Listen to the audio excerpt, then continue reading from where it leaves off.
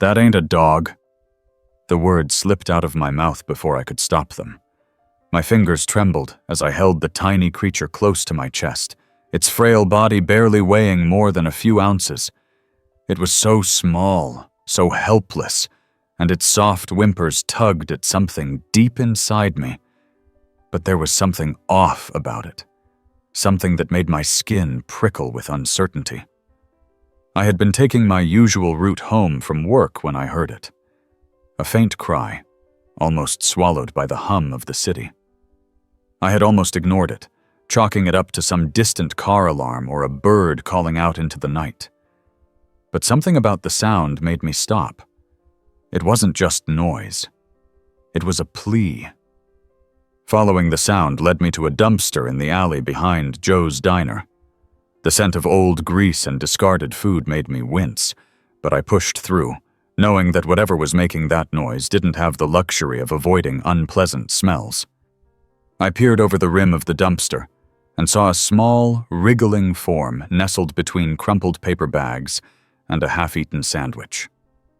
My stomach twisted at the sight of it, and without thinking, I reached down and scooped it up. I had expected fur, warmth, the telltale wriggling of a puppy grateful for rescue, but instead, I felt something cool, almost silky, and a weight that was too light, too delicate. When I finally got a good look at it, my heart stumbled over itself. The creature's eyes, barely open, were the deepest shade of amber I had ever seen.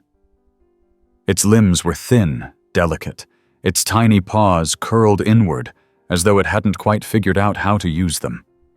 The snout was short, not quite like any puppy I had ever seen, and the ears were small and round, twitching slightly as though adjusting to the sudden change in environment. A tiny pink tongue darted out, licking my thumb in what felt like gratitude. And just like that, my hesitations wavered. Maybe it was just a strange-looking puppy. Maybe I was overthinking things. I cradled it against my chest, feeling its heartbeat, a frantic, fragile rhythm. It was so weak, and whatever it was, it wouldn't last long without help. I wasn't about to leave it there to fend for itself. I rushed home, barely remembering to lock my truck before heading inside. My house was small, modest, but cozy. A dark green couch dominated the living room, and the soft glow of a lamp made the space feel warm, welcoming. The creature squirmed in my hands as I set it down on the counter, its tiny body shaking. I grabbed a soft towel from the closet and gently wrapped it up. "All right, little guy, let's get you warmed up." It made a small sound, something between a chirp and a whimper. I frowned, my heart softening at the helplessness in that noise. I didn't know much about newborn puppies, but I knew they needed warmth, food, and care. That much I could handle. I rummaged through my fridge and found a bottle of milk. It wasn't ideal, but it was something. I filled a small dish and dipped my finger in, bringing it close to the creature's tiny mouth. At first, it hesitated, sniffing weakly. Then, with a surprising burst of energy, it latched on, suckling at the milk with tiny, eager movements. "Hungry little thing, huh?" I murmured, watching it drink. It was oddly cute in its own way, despite the nagging feeling in the back of my mind that something wasn't quite right. Once it had its fill, it curled up against the towel, its body rising and falling with soft breaths. I sat down on the couch watching it, feeling a strange mix of emotions swirl inside me. I had found abandoned puppies before. My old dog, Charlie, had been one of them. But this was different. I pulled out my phone and did a quick search, comparing images of newborn puppies to the small creature now dozing in my care. The differences were subtle, but undeniable. My gut twisted. What had I just brought into my home? Before I could think too much about it, there was a knock at my door. I frowned, glancing at the clock. It was late. Who would be stopping by now? Setting the creature down gently, I made my way to the door and peered through the peephole. My neighbor, Tom, stood on my porch, arms crossed, his expression somewhere between curiosity and concern. I opened the door. "Hey, Tom, everything all right?" "Yeah, sorry to bother you this late," he said, shifting on his feet. "I saw you come home in a hurry. Everything good?" I hesitated, then sighed. I found something. Or someone, not really sure what yet." Tom raised an eyebrow. "That sounds cryptic." I stepped aside and gestured for him to come in. He followed me into the living room, his eyes immediately landing on the tiny bundle on the counter. His brows furrowed.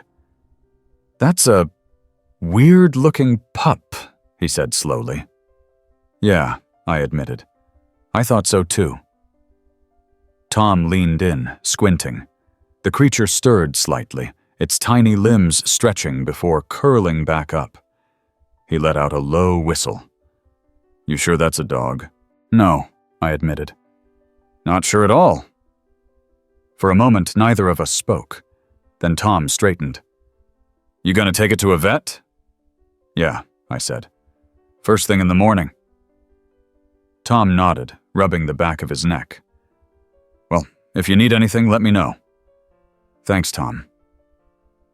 He gave one last glance at the small creature before heading for the door. I closed it behind him, leaning against it for a moment. I looked back at the tiny being on my counter. Its breathing was soft, steady. Whatever it was, it needed help, and I had already made up my mind. I was going to give it a fighting chance, no matter what. I barely slept that night. Every few minutes I'd find myself glancing toward the tiny bundle on my counter, half expecting it to disappear like some kind of fever dream. But every time I looked, it was still there, curled up in the towel, its small body rising and falling with each delicate breath. Morning came too soon, the golden light of the sun slipping through the blinds and nudging me awake. I groaned, rubbing the sleep from my eyes as I sat up. The house was quiet, save for the soft ticking of the clock and the occasional creak from the wooden floors. I swung my legs over the couch and pushed myself to my feet, stretching out the stiffness in my back. The first thing I did was check on the little one. It was still sleeping, though its ears twitched slightly as I approached. I let out a breath I hadn't realized I was holding. It had made it through the night. That had to be a good sign. I reached for my phone and scrolled through the list of nearby veterinary clinics, finally settling on one a few miles away. They opened in an hour. That gave me just enough time to clean up, grab a quick breakfast, and get the little guy, or whatever it was, ready for the trip. I warmed up a small bottle of milk, just like I had done the night before, and gently encouraged it to drink. It was still weak, but it latched on almost immediately, sucking down the milk with tiny, desperate gulps. My chest tightened. Whatever had happened to it, it had been alone for too long. Once it was fed, I wrapped it back up in the towel and grabbed a small shoebox, lining the inside with another towel to make it soft. It needed something to keep it warm, and this was the best I could do for now.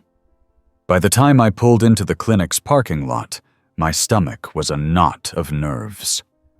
The sign above the door read, "Oak Ridge Veterinary Care," and through the glass windows, I could see a few people already inside with their pets. I took a steadying breath and stepped out of my truck, carefully carrying the shoebox as I walked through the doors. The scent of antiseptic and dog shampoo hit me immediately, and the quiet hum of conversation filled the waiting area. A woman behind the reception desk glanced up and smiled. "Good morning. Do you have an appointment?" "No, sorry, it's kind of an emergency," I said. I found this little one last night and I'm not really sure what it is or how to take care of it. Her brow furrowed slightly, and she motioned for me to bring it closer. I set the shoebox on the counter and carefully pulled back the towel. Her eyes widened slightly. "Oh, that is quite small." I gave a nervous chuckle. "Yeah, I thought it was a puppy at first, but now I'm not so sure." She nodded and quickly typed something into her computer. "All right, let me check with one of our veterinarians. Have a seat, and we'll call you back as soon as possible." I thanked her and found a seat near the back of the room, placing the shoebox on my lap. The little one stirred slightly but didn't wake. A few feet away, an older woman sat with a scruffy terrier mix who eyed me curiously. Minutes ticked by, and just as I started to wonder if they had forgotten about me, a door on the side of the room opened, and a woman in a white coat stepped out. "Mr. Carter?" I stood, gripping the shoebox carefully as I approached. "Come on back," she said with a kind smile. "I'm Dr. Bennett. Let's take a look at your little friend." I followed her down a short hallway into an exam room, where she gestured for me to set the shoebox on the table. I carefully unwrapped the towel, revealing the tiny creature curled inside. Dr. Bennett leaned in, her expression shifting from curiosity to something I couldn't quite read. She gently ran her fingers along its tiny body, checking its limbs, ears, and tiny paws. "Where did you say you found it?" she asked. "In a dumpster behind Joe's diner," I said. "It was just lying there, making these soft little noises. I couldn't leave it." She nodded, her brow creasing as she examined the tiny face. "You were right to bring it in," she said. "It's very young, and very lucky you found it when you did." I swallowed. "Is it a dog?" Dr. Bennett hesitated. "No," she said finally. "This isn't a puppy." The words hit me like a weight. I had suspected it, but hearing it confirmed made my stomach tighten. "Then what is it?" I asked. She studied it for another moment before answering. "It looks like a baby fox," she said. "A very, very young one." I blinked, staring at the tiny creature as if seeing it for the first time. "A fox? But it's so small," I murmured. Dr. Bennett nodded. "That's because it's likely only a few days old. It shouldn't be away from its mother at this stage." A strange mix of emotions swirled inside me. Relief that I hadn't brought home something dangerous, concern that it had been separated from its family, worry about what that meant for its survival. "So, what do I do?" I asked. Dr. Bennett gave me a thoughtful look. "Normally, we'd contact a wildlife rehabilitation center. They're trained to take care of orphaned animals like this, but given how young it is, it's going to need constant care, and rehab centers are often full." I looked down at the tiny fox, its small body curled up in the towel. I had only known it for a few hours, but already the thought of handing it over to someone else made my chest tighten. "Is there any way I can take care of it myself?" I asked. Dr. Bennett hesitated again, then sighed. "It's not ideal, but if you're willing to commit to feeding it regularly, keeping it warm, and monitoring its health, it might be possible. At least until we figure out a more permanent solution." I nodded. "I can do that." She studied me for a moment, then nodded. "All right. I'll give you some special formula. It's better for it than regular milk, and you'll need to keep an eye on its weight and hydration. If anything seems off, you bring it back immediately. Understood?" "Understood," I said. A few minutes later, she handed me a small bag with formula, a feeding syringe, and a list of instructions. As I carried the shoebox back to my truck, I glanced down at the tiny fox, sleeping peacefully. I had walked into that clinic not knowing what I had found. Now I was walking out with something more than just a stray animal. I had a responsibility, and I wasn't going to let it down. The drive home felt different now. I had gone into the clinic thinking I had found a lost puppy, maybe a stray in need of a little help. But now I was heading back with something else entirely. A fox. A baby fox. The weight of that realization pressed on me in a way I hadn't expected. I had taken care of dogs before, but this was a whole new level of responsibility. I glanced at the shoebox in the passenger seat, where the tiny creature was still curled up, breathing softly in the towel. Back at home, I set everything down carefully and opened the list of instructions Dr. Bennett had given me. Feeding schedule, formula mixing, temperature control. It was a lot. But I had committed to this, and there was no turning back now. I took a deep breath and got to work. I mixed the special formula as instructed, making sure it was warm, but not too hot, then filled the small syringe. When I picked up the little fox, its tiny paws stretched, and its mouth opened in a quiet yawn. It was awake now, looking up at me with those deep, amber eyes. I gently brought the syringe to its lips, and after a moment of hesitation, it latched on, drinking in slow, steady pulls. I felt an odd sense of relief watching it eat. At least it had an appetite. That had to be a good sign. Once it was fed, I made sure it was warm, wrapping it back up in the towel and placing it in a small basket lined with soft blankets. It made a few small noises before settling in again. I sat down on the couch, rubbing my hands over my face. This was real now. I had a baby fox in my house, depending on me for survival. What was I thinking? Before I could spiral too much, there was a knock at my door. I sighed, pushing myself up to answer it. Tom stood on my porch, a cup of coffee in hand. He raised an eyebrow. Figured you'd need this. You looked like you were running on fumes last night. I took the cup with a tired chuckle. You're not wrong. Come on in. Tom stepped inside, glancing around. So, how'd it go at the vet? I hesitated for a moment before gesturing toward the basket. Not a dog. He frowned and walked over, peering inside. His eyes widened. Holy, that's a fox? Yeah. Tom let out a low whistle. Man, I was expecting maybe some weird mixed breed pup, not a wild animal. What are you gonna do with it? Take care of it for now.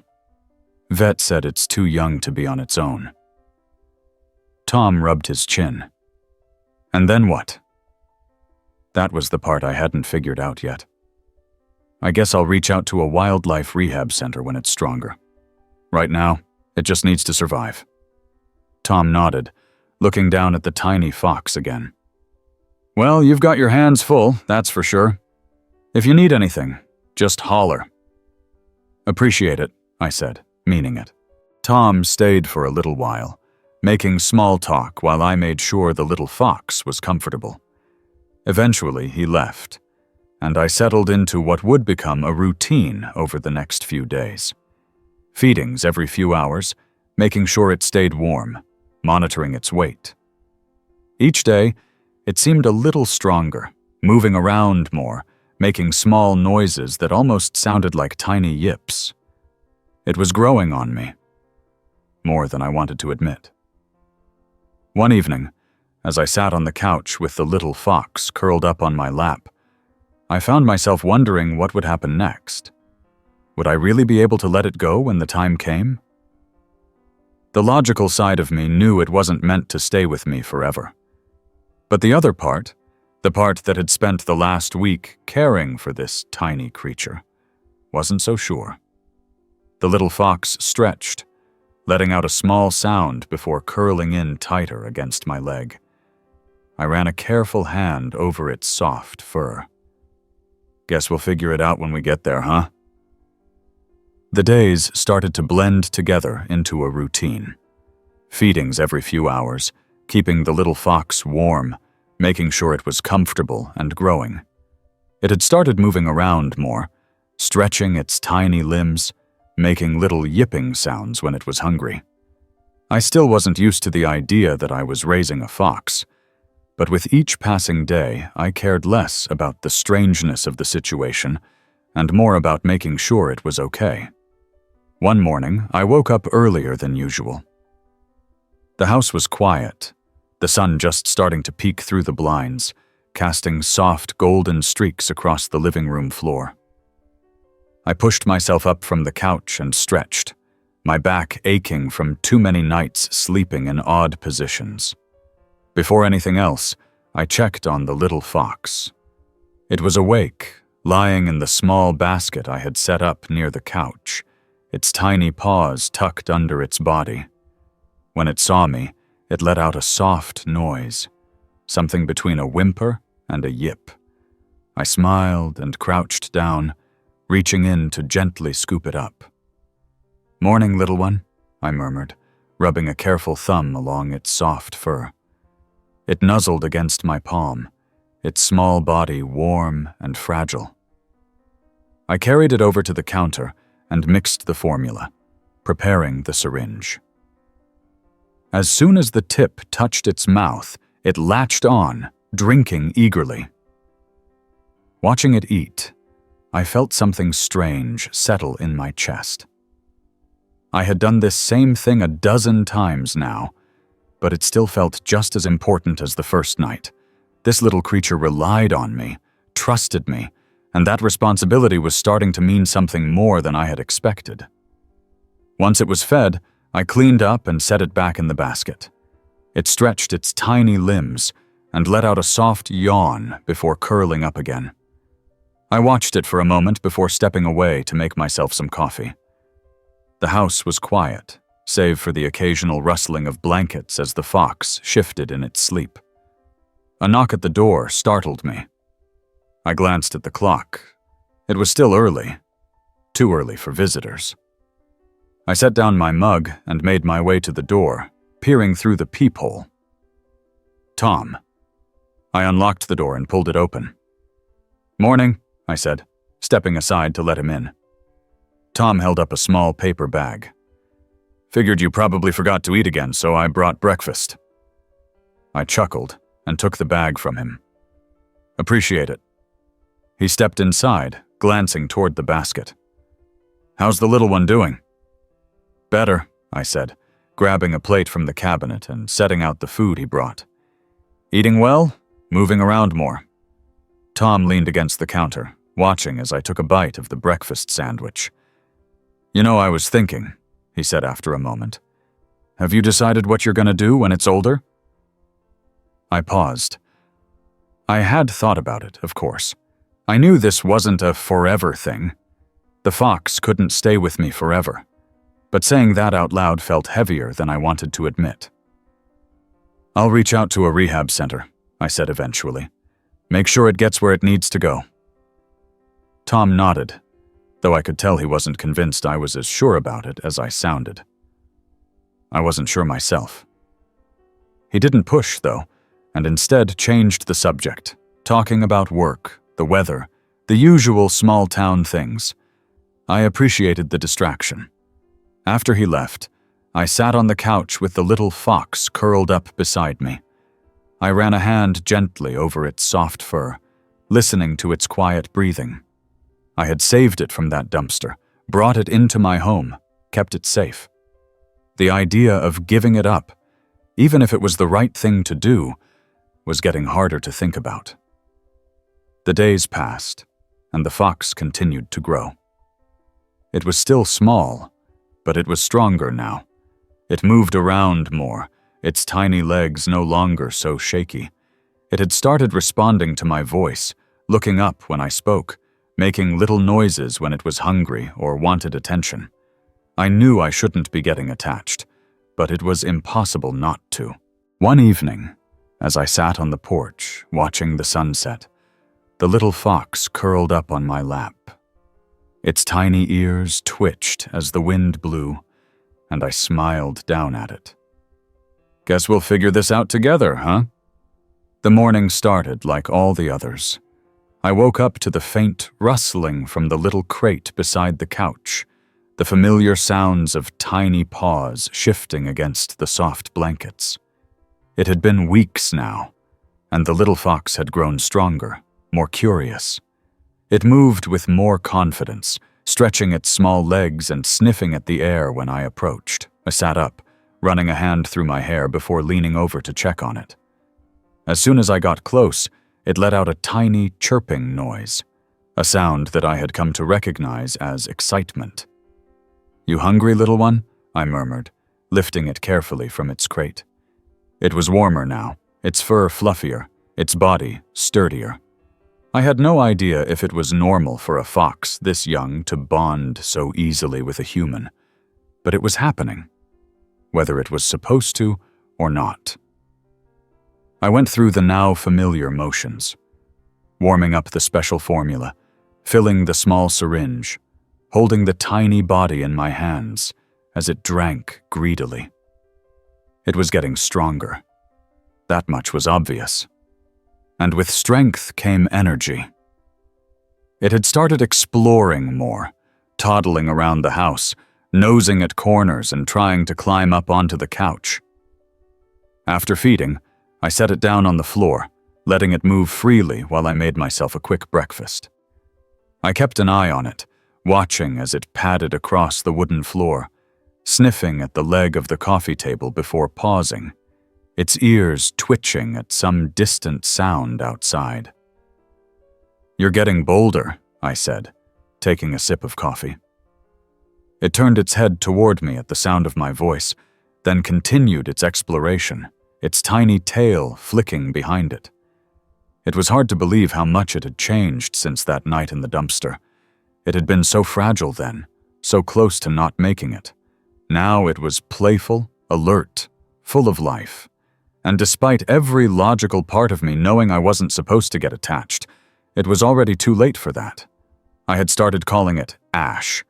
It wasn't planned, and I hadn't meant to name it at all, but after a few days of calling it Little One, the name had just slipped out, and it had stuck.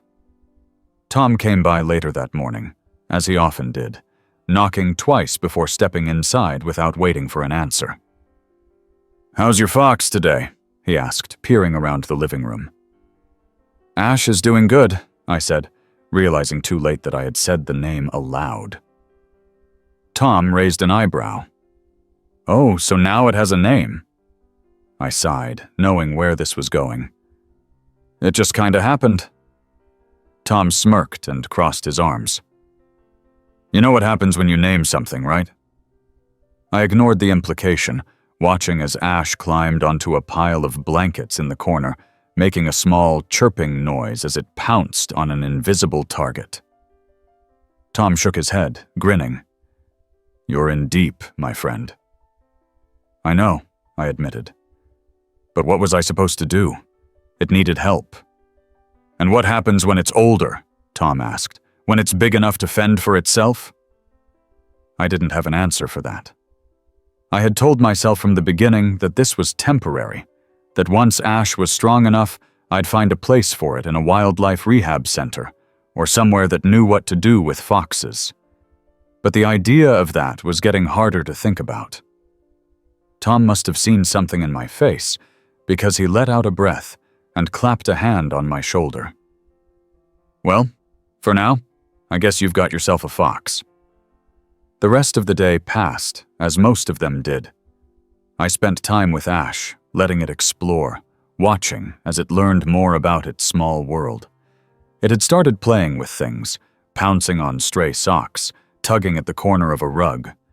Every little action reminded me more and more of a puppy, though I knew that wouldn't last forever. That evening, as I sat on the porch with a cold drink in hand, Ash curled up on my lap, resting its tiny head against my leg. The air was warm, the sky streaked with fading orange and pink. I ran a gentle hand over Ash's soft fur, staring out at the horizon. "I don't know how this ends," I murmured, "but I'm glad you're here." The next few days passed quickly, and Ash's energy only increased.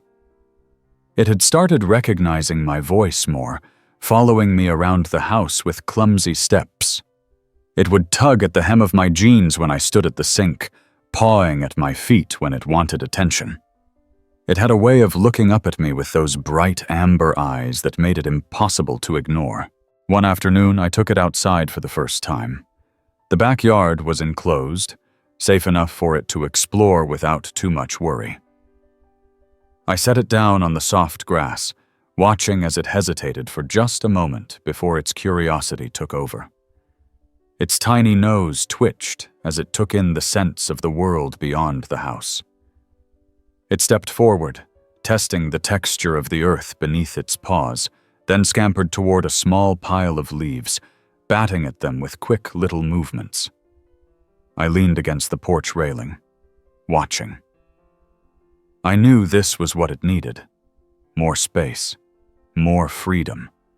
This was part of preparing it for the life it was supposed to have. But that didn't make it any easier.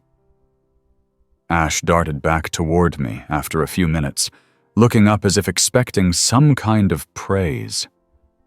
I let out a soft chuckle and knelt down, scratching behind its small ears. "You're getting too big for the house, aren't you?" I murmured. It let out a small chirp and nudged its head against my palm. I stayed out there with it for a while, watching as it ran through the grass, as it learned more about the world it would eventually have to return to.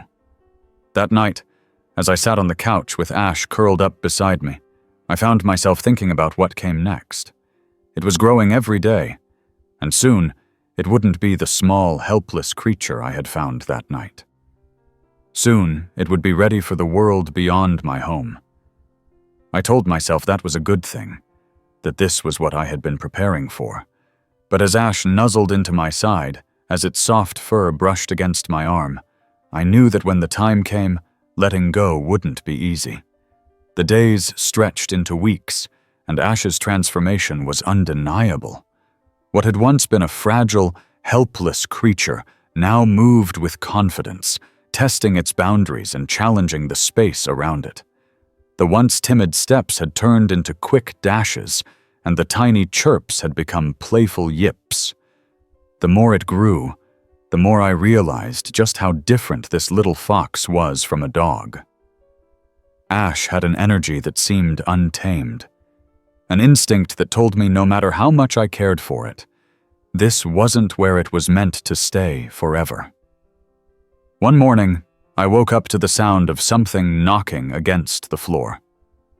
I groaned, rubbing my eyes before sitting up, scanning the room for the source of the noise. My gaze landed on Ash, who had somehow managed to knock over a shoe from the rack by the door and was now happily tossing it around, treating it like prey. I sighed. "Really?" Ash froze for a moment, ears twitching, then darted off in a blur of reddish fur, disappearing behind the couch. It was a new game now, one where I had to retrieve whatever object it had stolen before it could do any real damage.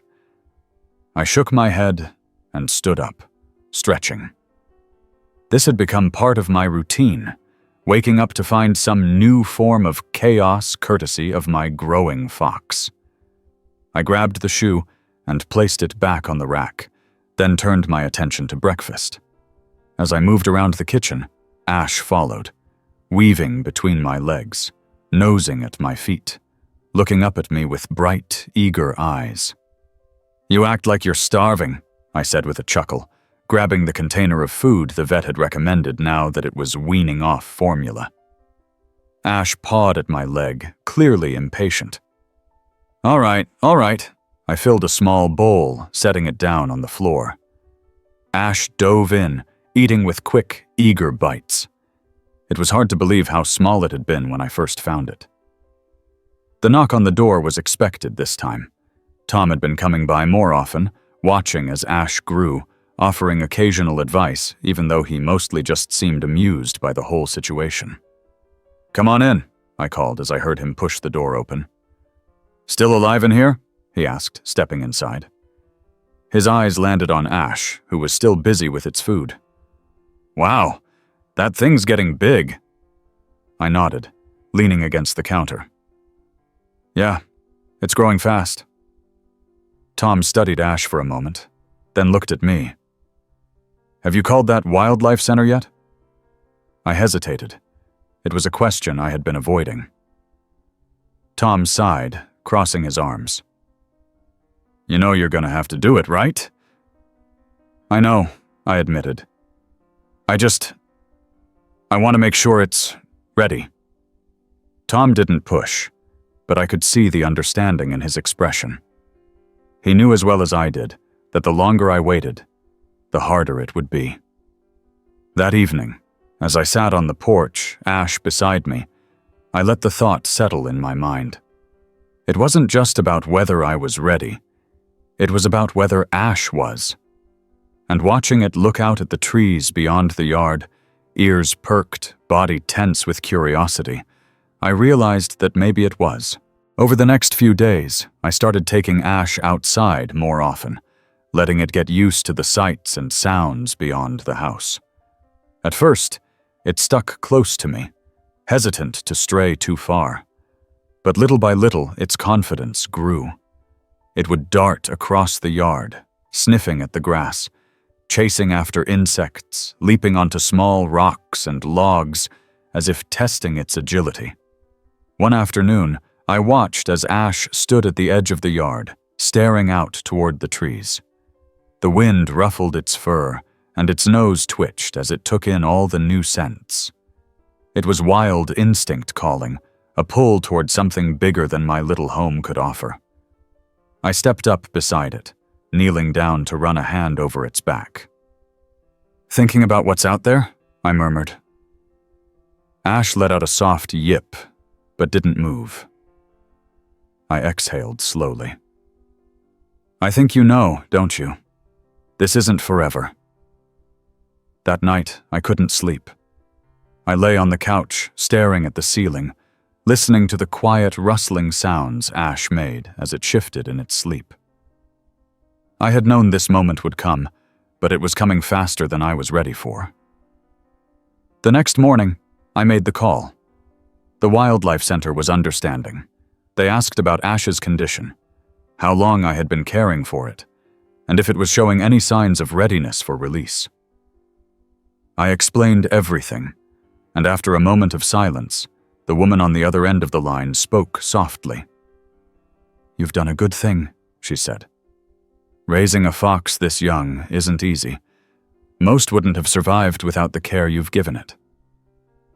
I swallowed the lump in my throat. "So what happens now?"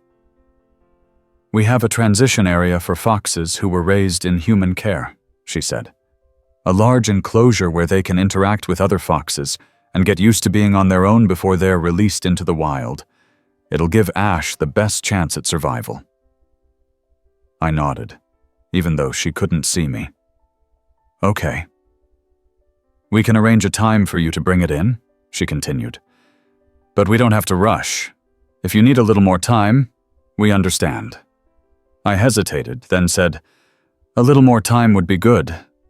After I hung up, I looked over at Ash, who was curled up on the rug, tail wrapped around its small body. It was so peaceful, so at home here. But it wasn't home, not really. The next few days, I tried to soak in every moment. I let Ash run through the grass as much as it wanted. Let it explore. Let it test its instincts. I sat outside with it at night, watching as it perked its ears at the distant sounds of the woods. And every time I saw the way it reacted to the world beyond my yard, I knew I was making the right choice. One evening, as the sun dipped below the horizon, I knelt down beside Ash one last time. It gazed up at me with those amber eyes, full of trust, full of something I couldn't quite name. "You're ready?" I whispered. And for the first time, I believed it. The morning air was crisp when I stepped outside, Ash trotting along beside me with quick, eager steps. It had been spending more and more time outdoors lately, growing bolder with each passing day.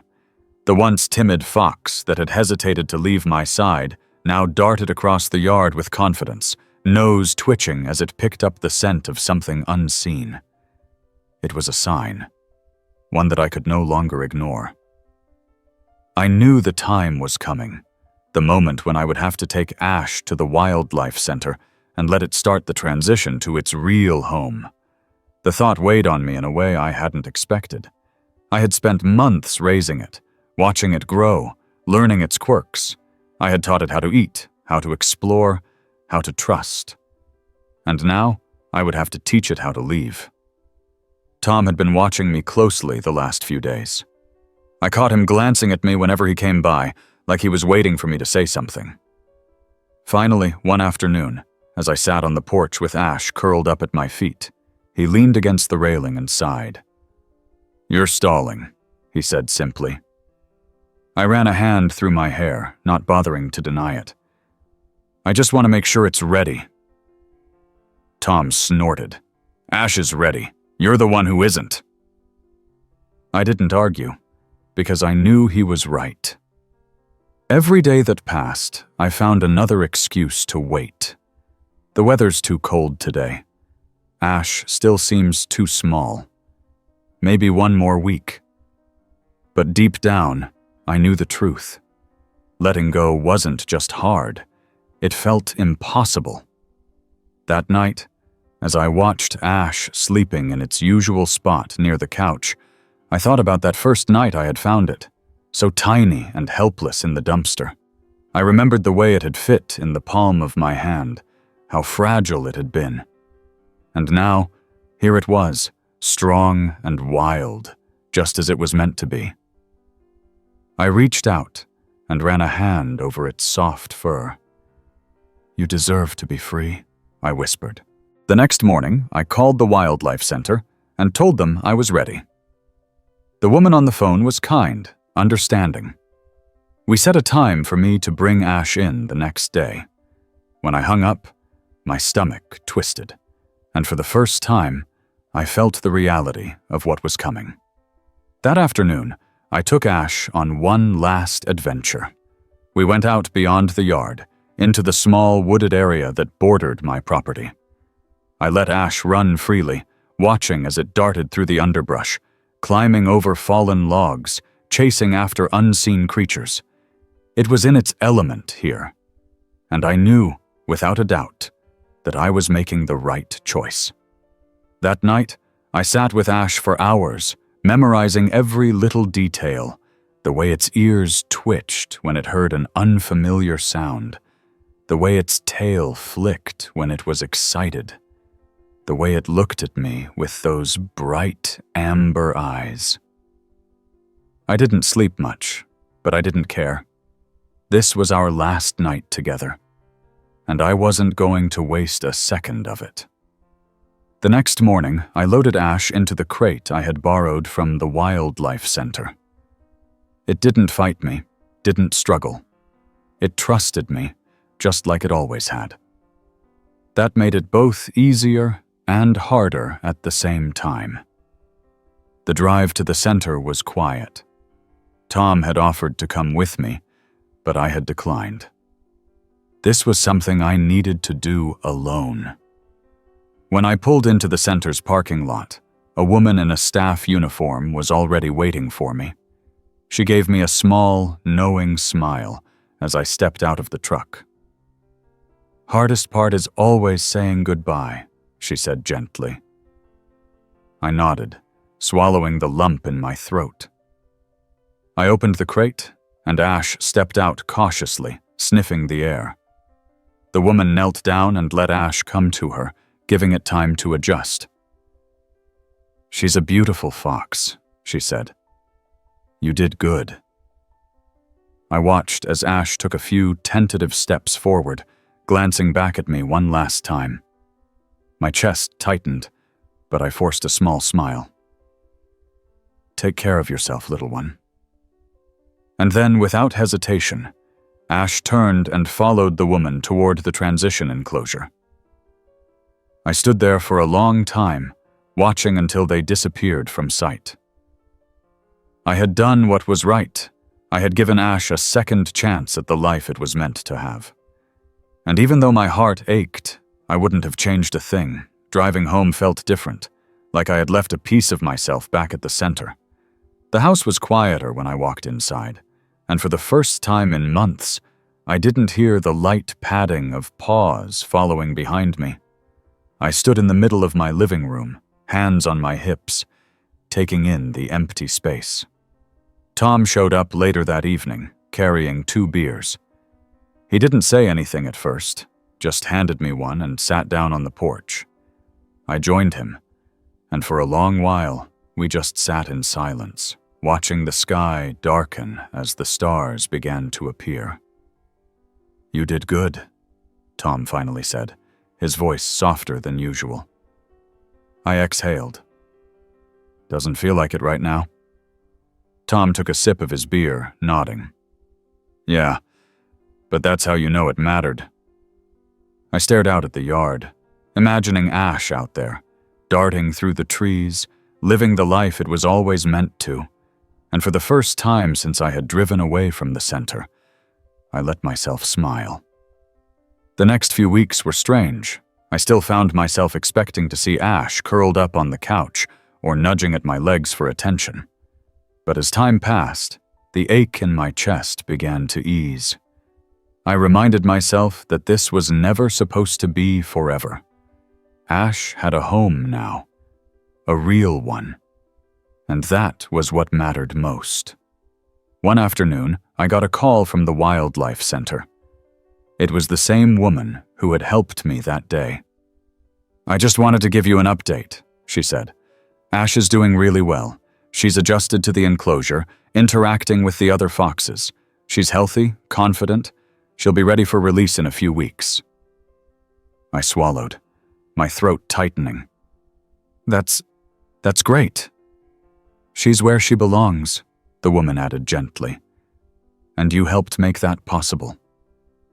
After I hung up, I stepped outside, letting the late afternoon sun warm my face. The woods beyond my yard stretched endlessly, full of life I had only begun to appreciate. Somewhere out there, Ash would soon be running free, just as she was meant to, and I'd always be grateful for the time we had. The days after the call from the wildlife center passed slowly, each moment stretching longer than it should have. I kept busy, chores, fixing things around the house, even offering to help Tom with some repairs at his place. But the silence that settled over my home was impossible to ignore. Ash had left an imprint on this space, in the corners where it used to curl up, in the worn patches of rug where its tiny paws had once padded. One afternoon, I found myself standing at the edge of my property, staring out at the woods, the same woods where Ash would soon be released. I wondered if I would ever see it again, if there was some small chance it would remember me. It was a foolish thought, I knew. Foxes belonged to the wild, and Ash had to become one of them. Tom must have noticed the way I was losing myself in thought because he showed up more than usual, sometimes with an excuse, sometimes with none at all. One evening, he brought over some old wood and suggested we build a new workbench in my garage, something to keep me occupied. We worked in comfortable silence, the sound of hammers and saws filling the space where words weren't needed. "You ever think about getting a dog?" Tom asked suddenly, breaking the quiet. I hesitated, setting down my hammer. "I don't know," I admitted. "I guess I got used to having something around." Tom nodded. "Not saying it'd replace Ash, but it might help with the quiet." I didn't answer right away. The idea had crossed my mind, but I wasn't sure I was ready. Maybe in time, one morning, about 2 weeks after Ash had gone to the center, I got another call. It was the same woman, her voice familiar now. "We wanted to let you know that Ash is going to be released tomorrow," she said. "We take them to a protected area, one where they'll have the best chance at surviving on their own." I felt a strange tightness in my chest. I had known this was coming, but hearing it out loud made it real. That's good," she hesitated. "Sometimes we allow those who raise them to come watch the release. If you're interested, we can arrange for you to be there." I closed my eyes for a moment, processing. "Yeah," I said finally. "I think I'd like that." The next morning, I drove out to the release site, a quiet expanse of forest land a few miles outside of town.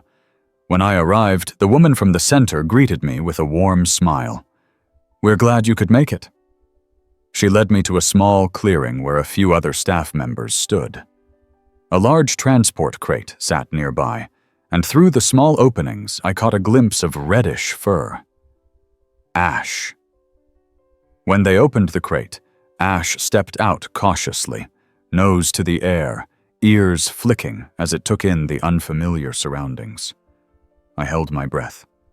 And then, in a single, graceful movement, Ash bolted, disappearing into the trees. I exhaled, a strange mix of emotions swirling inside me. Pride, sadness, relief. "She's free now," the woman said gently. I nodded. "Yeah, she is." And as I turned to leave, I knew I had done exactly what I was meant to do. The drive home was quiet, the winding roads stretching endlessly ahead.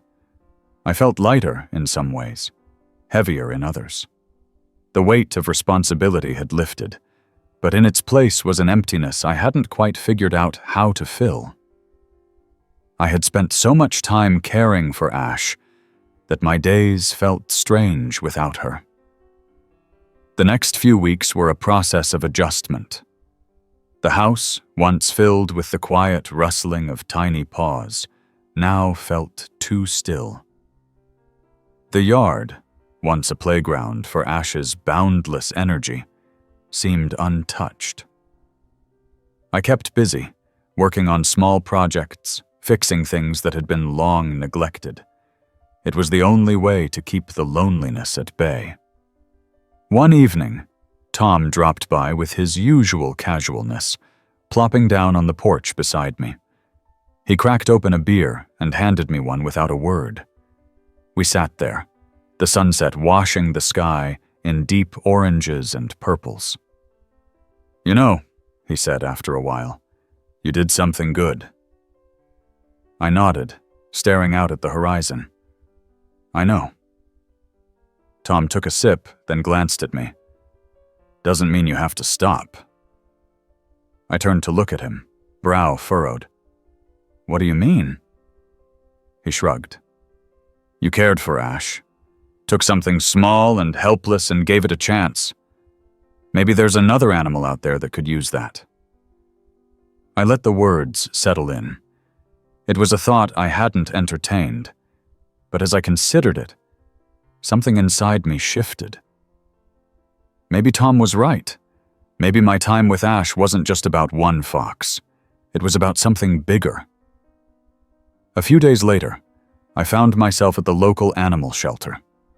I hadn't planned to go, not really, but something had drawn me there. Walking through the rows of kennels, I saw faces that were both hopeful and uncertain, eyes that held stories of hardship, but also resilience.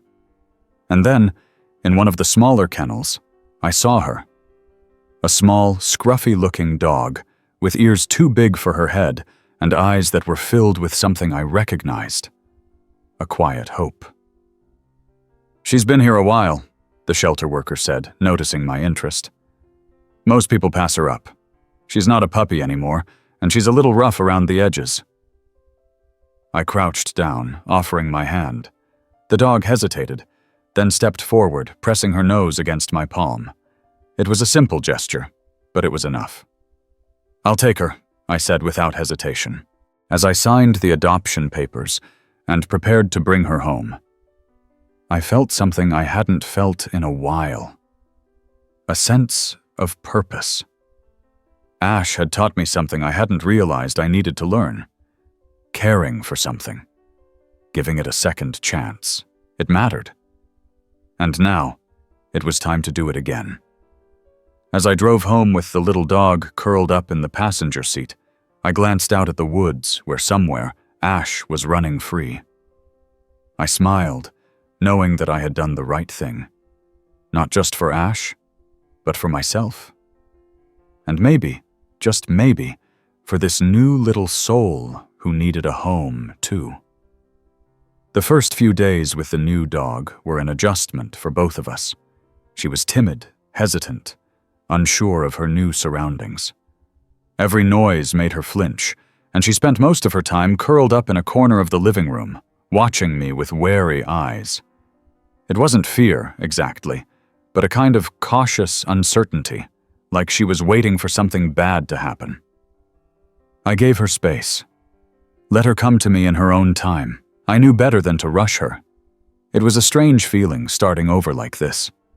With Ash, it had been instinct, immediate care, immediate connection. But this was different. This dog, who I started calling Rosie, had been through something before she ended up at that shelter, and I needed to earn her trust. Tom stopped by a few days later and raised an eyebrow when he saw Rosie curled up on a blanket by the couch. "Figured you'd go for another wild animal," he said with a smirk, taking a sip of his coffee. I shrugged. Felt like the right thing to do. Tom crouched down, extending a hand toward Rosie. She watched him carefully, ears flicking, but after a few moments, she gave his fingers a cautious sniff. "She's got good eyes," he said. "Smart dog." "She is," I agreed, watching her. "Just gotta give her time." And time was what I gave her. Each day she ventured a little further into the house, sniffing around, learning the space. She started following me from room to room, always at a distance, but watching. I let her set the pace, speaking to her in quiet tones, never making sudden moves. Slowly, the wariness in her gaze softened. The first breakthrough happened about a week after I brought her home. I had been sitting on the porch, watching the wind move through the trees, when I felt a gentle weight press against my side. I turned my head and found Rosie sitting beside me, her big eyes looking up at me as if she had finally decided I was safe. I didn't say anything, just reached out and rested my hand lightly on her back. She didn't pull away. That night, for the first time, she didn't sleep in the corner of the living room. Instead, she curled up near the couch, a quiet presence that made the house feel a little less empty. A few weeks passed, and Rosie settled in more and more. She started wagging her tail when I came home, greeting me with cautious excitement. She followed me outside when I did work around the yard, watching me with quiet curiosity. And one day, out of nowhere, she pressed her nose against my palm the way she had the first time we met at the shelter. It was the kind of trust that had to be built, piece by piece, but once it was there, it was unshakable. Tom was right. The quiet wasn't so heavy anymore. One evening, as Rosie and I sat on the porch, watching the sky fade to twilight, a distant sound caught my ear. It was faint, barely more than a whisper through the trees, but I knew it instantly. A fox's call. I sat up a little, listening. Rosie's ears perked too, but she didn't seem bothered. Just curious. For a long moment, I stared out into the trees, wondering. And then I smiled. Maybe Ash was still out there, running free, just as she was meant to be, and maybe in some way she was letting me know she was okay. I reached down, giving Rosie a soft scratch behind the ears. "We did good, huh?" She gave me a quiet wag of her tail, resting her head against my knee. "Yeah, we did." The days turned into weeks, and Rosie became more than just a quiet presence in my home. She became part of my routine, part of my life. She still had moments of hesitation, but they were fewer now. She trusted me, and in return, I learned how to understand her. I had never owned a dog before, but I found myself adapting quickly, paying attention to her body language, the way she communicated without words. One afternoon, I decided it was time to take her beyond the yard. We had stayed close to home since I brought her back from the shelter, but I wanted to see how she would do on a walk, maybe even a short hike. I grabbed an old leash I had picked up from the shelter and clipped it onto her collar. She stiffened slightly, but didn't resist. "Come on, girl," I said gently, giving the leash a light tug. "Let's see what's out there." We started slow, walking along the dirt path that led from my property into the trees. Rosie stayed close at first, her body low, ears flicking at every sound. But as we moved deeper into the woods, she started relaxing. She sniffed at the ground, ears perking at the rustling of leaves. After a while, she even let out a few playful sniffs and let herself enjoy the new scents surrounding her. We walked for nearly an hour, taking our time, letting her explore at her own pace. When we finally turned back toward home, I noticed something different about her stride. She wasn't just following me anymore.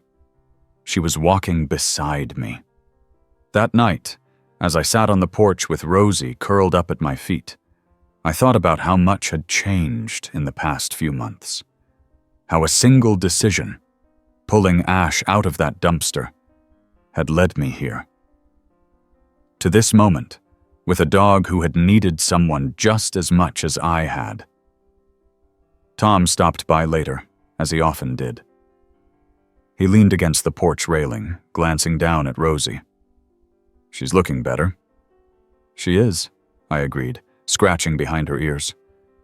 Tom took a sip of his drink, then said, "So what's next?" I thought about that for a moment. "I don't know," I admitted, "but I think I'm okay with that." Tom nodded, a small smile playing at his lips. "Yeah, I think you are too."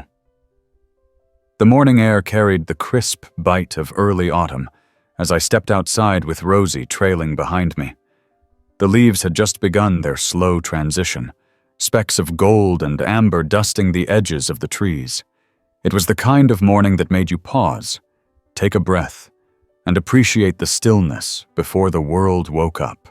Rosie stuck close to my side, her body language different now, no longer cautious, no longer uncertain. She had settled in, and it showed. The way she walked, ears perked, tail wagging slightly, told me she felt safe. I hadn't realized how much I had needed this, the feeling of companionship. I had thought Ash was the one who needed me, but the truth was I had needed Ash just as much.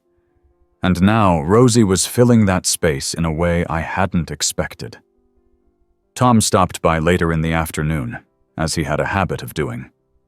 He leaned against the porch railing, watching Rosie as she lay stretched out in the sunlight. "So," he said, taking a slow sip of his coffee, "you thinking about training her? Maybe getting her to do a few tricks?" I shrugged. "Not really sure yet. I just want her to be comfortable. She's been through enough." Tom nodded, setting his coffee down. "Yeah, but dogs like to work. They like to learn. Might do her some good to have something to focus on." I glanced down at Rosie, who was watching us now, her dark eyes full of quiet curiosity. Tom had a point. She was settling in, but maybe she needed more than just a home. Maybe she needed something to do. That evening, I started with the basics. Simple commands. Sit, stay, come. Rosie was hesitant at first, unsure of what I was asking. But I was patient, rewarding her with quiet praise when she got it right. It took time, but she caught on quickly. There was something rewarding about seeing her tail wag a little faster each time she understood what I wanted. A week later, I took her into town for the first time. She had never been on a busy street before, and I could feel the tension in her as we walked past storefronts and parked cars.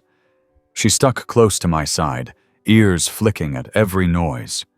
But she didn't panic. She trusted me.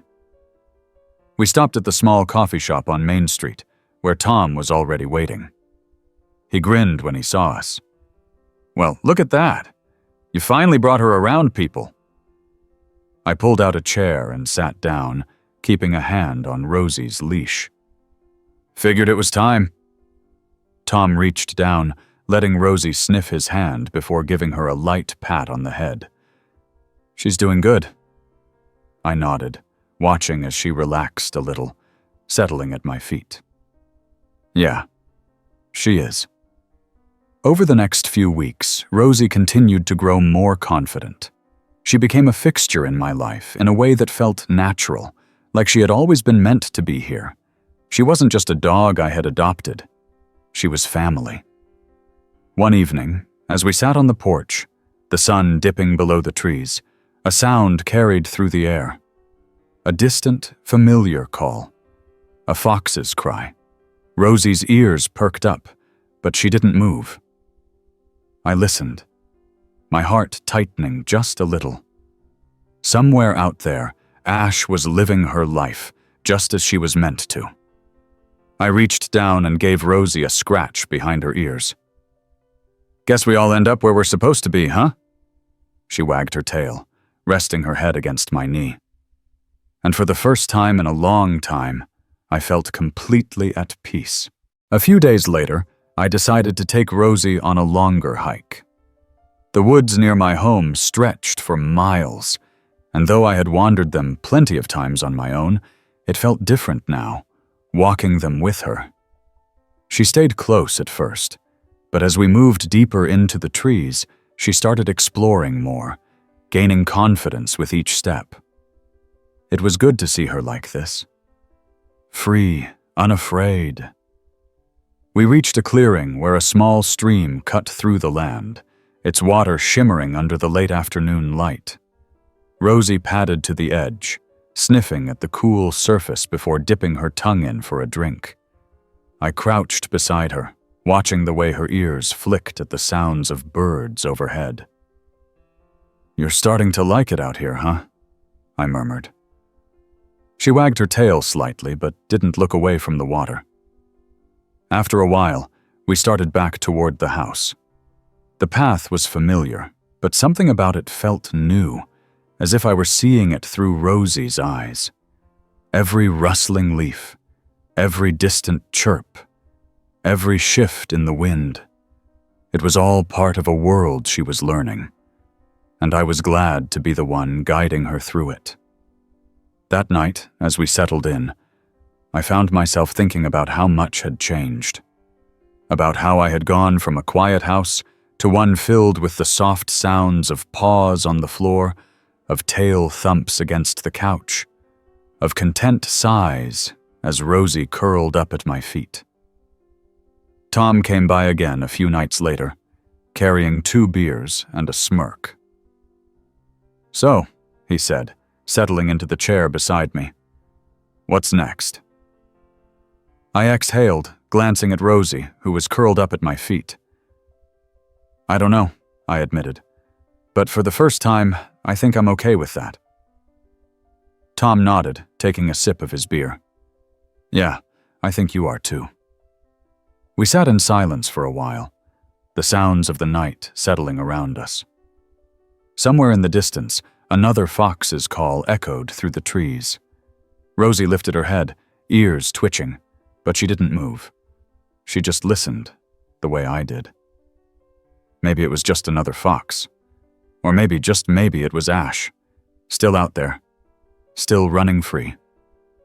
I smiled, running a hand over Rosie's soft fur. "Yeah," I murmured. We all end up where we're supposed to be. The early morning light spilled through the windows, casting a soft glow across the wooden floors. Rosie stretched on the rug, her tail giving a slow, content wag as she yawned. She had settled into life with me so seamlessly that sometimes I forgot what the house had been like before her. How quiet it had felt. How empty. I brewed a fresh pot of coffee, the rich aroma filling the kitchen as I poured myself a cup. Rosie perked her ears at the sound, knowing that soon we'd be heading outside for our usual morning walk. She had come to love the routine, the predictability of it. There was comfort in the simple things, and I had learned to appreciate that more than ever. I grabbed her leash, but she was already at the door, her tail wagging with excitement. All right, I'm coming," I chuckled, snapping the leash onto her collar. As soon as I opened the door, the cool morning air wrapped around us, the scent of damp earth and pine hanging in the breeze. The dirt path leading into the woods had become our trail, our escape.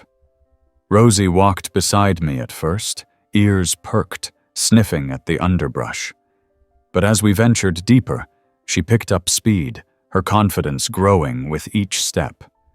She darted ahead, her nose pressed to the ground, following invisible trails that I could only guess at. We reached the clearing by the stream, the place that had quickly become Rosie's favorite. She trotted to the water's edge, lapping up a few drinks before lifting her head to listen. The quiet hum of nature surrounded us, birds calling to one another, the rustling of small creatures in the brush, the steady trickle of water flowing over smooth stones. I crouched down, running a hand over Rosie's back. "You like it out here, don't you?" She wagged her tail, but didn't look at me, her eyes fixed on something in the distance. I followed her gaze, my breath catching slightly as I saw what had captured her attention. A flash of red fur darting through the trees. It was only there for a second, just a flicker of movement between the trunks, but I knew. My heart pounded in my chest, a mixture of disbelief and quiet understanding washing over me. Ash. I didn't call out, didn't move, just watched as the fox paused for a brief moment, ears twitching, nose lifted slightly to the air. Rosie stayed still beside me, as if she understood this moment was something different, something delicate. And then, just as quickly as it had appeared, the fox turned and disappeared into the forest, slipping between the trees like a whisper. I let out a slow breath, a quiet smile tugging at my lips. "She's all right," I murmured, mostly to myself. Rosie wagged her tail, nudging my hand as if to say, "Of course she is." We stayed there for a while longer, the sun rising higher, the golden light filtering through the branches. Eventually, we turned back toward home, walking at a slow, steady pace. There was no rush, no urgency. For the first time in a long while, everything felt exactly as it should be. That night, as I sat on the porch with Rosie curled up at my feet, I couldn't shake the image of Ash standing there, just beyond the trees. It felt like closure in a way I hadn't expected. I had let her go, given her the life she was meant to have, and she had thrived. There was comfort in that, in knowing she was out there, living the way she was supposed to. Rosie stirred slightly, lifting her head to glance at me before letting out a soft sigh and resting against my leg. I reached down and scratched behind her ears, feeling the warmth of her presence settle something deep inside me. Tom showed up the next afternoon, as he often did, with 2 coffees in hand. He leaned against the porch railing, watching Rosie chase after a leaf that had drifted down from the trees. "You look like a man who's figured something out." I smirked, taking the coffee he offered. "Maybe I have." Tom nodded, watching me for a moment. "You gonna tell me or do I have to guess?" I took a sip of my drink, letting the warmth spread through me before answering. "I saw her. Ash." Tom's eyebrows lifted slightly. "Yeah?" "Yeah, just for a second, but she was there. She looked good, healthy, like she was where she was supposed to be." Tom let out a quiet chuckle. "Guess that means you did something right." "Guess so." He took a slow sip of his coffee, then tilted his head toward Rosie. "And what about her? You think she's where she's supposed to be?" I looked down at Rosie, who had settled beside my chair, tail thumping lazily against the porch.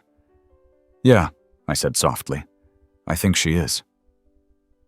Tom didn't say anything right away, just nodded in quiet approval before shifting the conversation to something else. Local news, the weather, the usual small-town things. But the weight of what we had just talked about lingered between us, unspoken, but understood. That evening, as I prepared for bed, I felt a sense of peace I hadn't known in a long time. Life had changed so much over the past months. I had gone from finding a tiny, helpless creature in a dumpster to raising it, letting it go, and finding a new companion in Rosie. It wasn't the path I had expected, but it was the one I had taken.